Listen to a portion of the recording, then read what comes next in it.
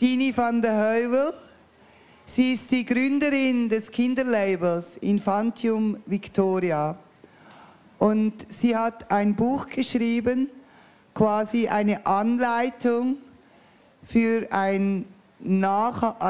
für die Modebranche, wie die Modebranche wirklich nachhaltig werden kann. Also nachhaltige Anleitung. Und ich übergebe gerne das Wort an Dinie, dass sie vielleicht kurz etwas darüber erzählt, und ich werde ihr dann auch noch ein paar Fragen stellen.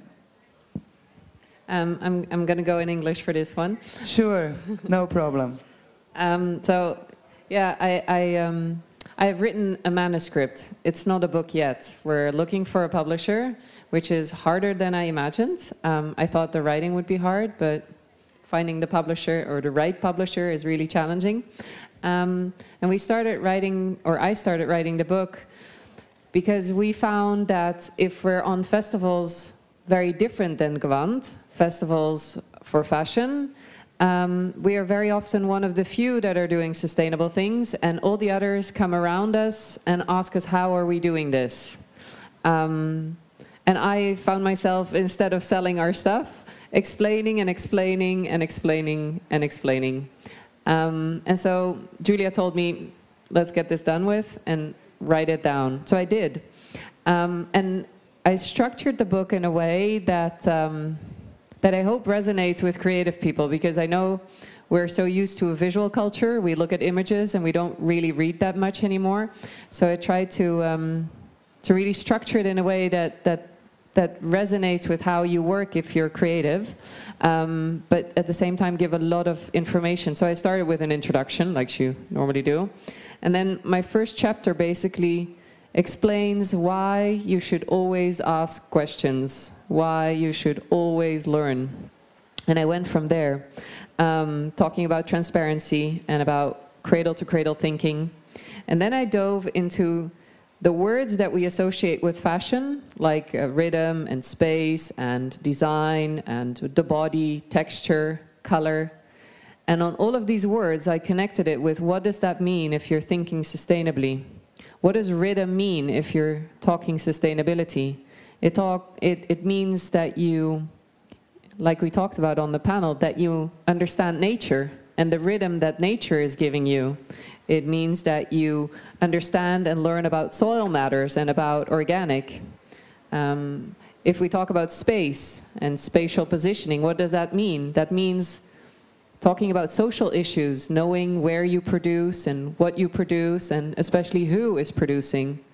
When you talk about design, we can question what is design, but I think the bigger question is, should we not redefine designing? Designing is not just making pretty things, it's making pretty good things, good for a number of criteria.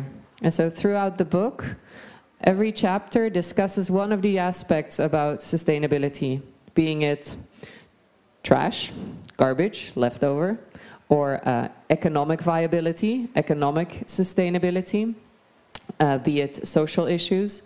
All of these topics are addressed in every chapter, and I try to give a framework of how you as a creative person can make your own decisions, how you can understand the complexity around us and choose what fits for you, because let's be honest, there is no perfect solution yet. There is no one way to do sustainability, and so that means there's a lot of different options out there, and you need to know about all of them in order to choose what fits with you. I always think there's no really right and wrong. There's just different shades and choices. So that's kind of how the book is built up. We're looking for a publisher. It's written in English because I thought we have the biggest range like that. But that's amazing, Dinie. I think such a book is definitely needed. And I would like to ask you a question. Why do you think that all the established designers don't realize how to do better? Or don't care somehow as well. Why do you think it's like that? Because they work with fabric, they work something we wear on the body, and I think it's also not really good to wear something on the body which is such a bad quality, made out of such a material which is dyed with toxic. These designers, they're actually creating beautiful things. Why it's so difficult for them? Is it because they want to earn so much money? Or what do you think, Dinie? Or they're just lazy? And I think we need to redefine what fashion is. And in the opening of my book, I describe Voltaire, Candide, saying we're living in the best possible world. Mm-hmm. And the reason that is very vital is if you believe that this is the best possible world, you have no responsibility in making it better. And so if you refuse to learn, or if you did not learn, and you're not asking any questions, you can keep on this blindfold and pretend that what you're doing is fashion and is great. But fashion is about mesmerizing people and showing them beauty and making things that evoke emotion. And if we keep defining fashion in a very limited way, which is only the object looking pretty, I don't think it's really fashionable anymore. So I think in order to really address this, we need to be very confrontational and say, that is the old way of thinking. This is not the best possible world. That is not the best possible dress. It is not the most beautiful thing you could make. Because if it would be sustainable. Wow, that was very good what you said. I think this everybody should know. I mean, but again, with all these established designers, there is a big. Do you think it's just arrogance? Because, or just I have to go on with my business, I have to do this as I did it like always? Or is it like being lazy? Or is it that they don't know, even if they're designers, but they don't know where to get sustainable materials, they don't know how, they don't know maybe even the producers, maybe they don't know the people, they don't know how much money they earn in India or in wherever they produce. I think they should know. I don't think ignorance is an excuse for any of this. But I do think they don't have the knowledge. And I think especially if we look at big houses, whether this is high-end fashion or high street fashion, even the brands that proclaim to be sustainable have a sustainability department. Like it is a technical department. Like I, as a designer, can design something crazy and then I will give it to the sustainability team and they will make it again, but then sustainable. That's not how design works. Design, if you want to do it sustainable, you gotta make it sustainable within the design. And so the biggest problem we have is that designers think it's not their job. And so they refuse to acknowledge that this has become their job. And that shift, people are afraid. People are afraid that it's going to harm their creativity, that they won't be able to make the crazy things they enjoy making. They're afraid to learn because once you know, doing it really badly is very, very hard. I don't think anybody intentionally wants to damage the earth or other people or themselves or any of these things. So once you know how bad of an impact you have, you cannot continue like you didn't, like you don't know. So I think this is also one of the reasons I wrote the book, so that people know, and then you have to take position, you have to choose. So yeah, I think a lot of designers are afraid, and they're afraid of change, and they sometimes are really, really lost. They don't know how to achieve this information, how to work with it. I have friends that work in really big houses, and they want to do better. They know what bad of an impact they have, and they really don't know how. That's why I ask you this question, actually, because I see this as well. And I realized as well when I spoke with designers, well-known designers, which are not sustainable, that they have no clue. And this is, you know, I think it has to be taught. And I think your book is really needed. And I think you definitely need to find a publisher. Maybe it's a publisher here. I mean, no publisher here. I mean, the manuscript is finished. It's 240 pages at the moment, and it covers all aspects, but it mostly is aimed at helping people understand and find, so that I will not give you a list of where manufacturers are. I will explain to you how you can make your own list and where you can find the information, and also which questions to ask so that you obtain the right information. But yeah, I think most of the designers, they really don't know how to do this. But that's the easy way out. If you want to learn how to drive a car, you learn how to drive a car. Exactly. I think it's a bit this business. The fashion business was a very arrogant business. You could act like a diva as a designer. You could have your slaves, which were working for you. But I think we are in another time now. This is not chic anymore. And it's not sexy anymore. We have to be, it's not only using sustainable materials. It's also being sustainable in your acting with your employees, with your friends, in your team.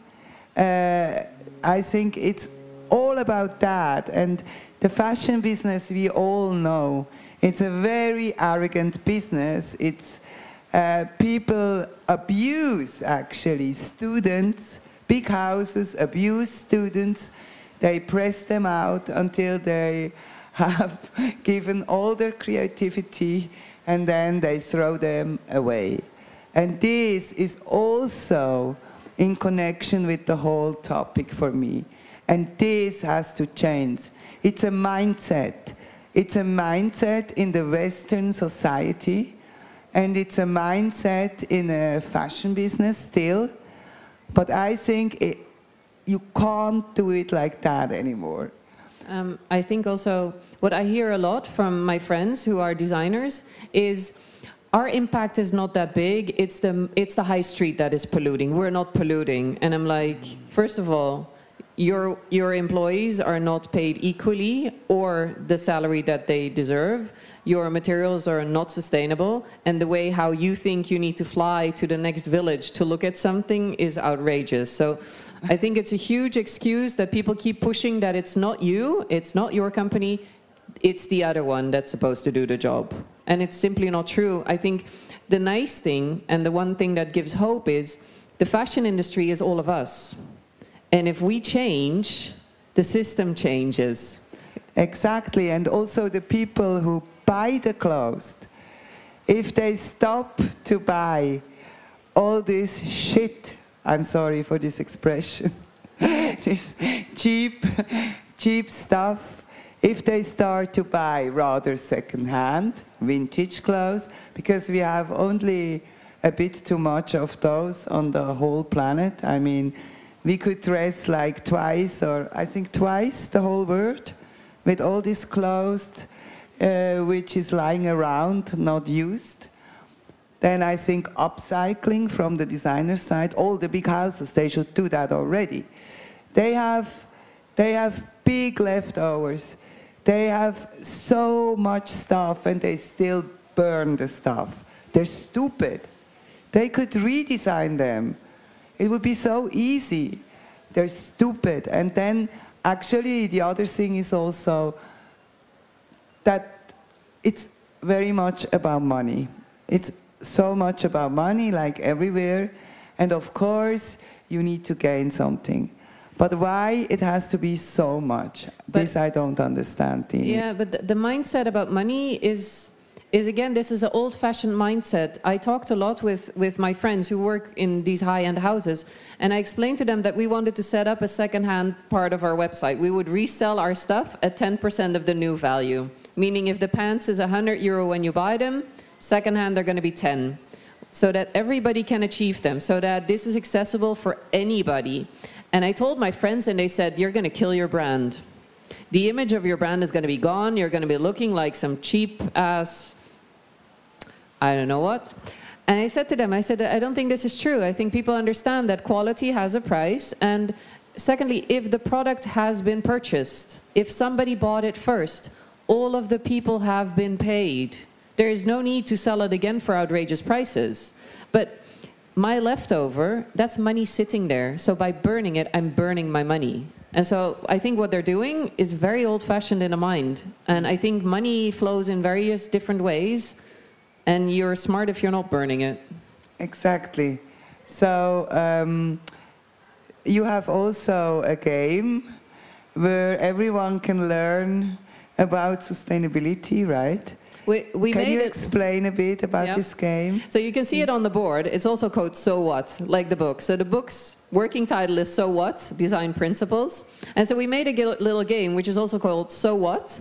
And it's a board game. It holds 95 questions, true or false questions, about sustainability. You roll the dice, you end up on a question mark, you pose the question. We can debate about the answer. We can discuss it all we want, because some of these questions are not straightforward. But if you know the answer, you get through the game better, faster, more successful. And we hope that by knowing all these questions, you will manage to get through the fashion better and more sustainable. Thank you, Dinie, for this great book, which is hopefully coming out soon, and for your knowledge. And I hope you can inspire many, many brands and people to change to sustainable production and sustainable treatment. Dinie van der Heuvel, Infantium, Victoria. Thank you very much. Thank you, Dinie.